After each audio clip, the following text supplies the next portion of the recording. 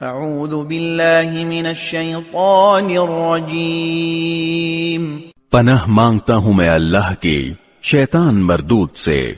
ان تکفروا فإن اللہ غنی عنکم ولا يرضى لعباده الكفر وَإِن تَشْكُرُوا يَرْضَهُ لَكُمْ وَلَا تَزِرُ وَازِرَةٌ وِزْرَ أُخْرَى ثُمَّ إِلَى رَبِّكُمْ مَرْجِعُكُمْ فَيُنَبِّئُكُمْ بِمَا كُنْتُمْ تَعْمَلُونَ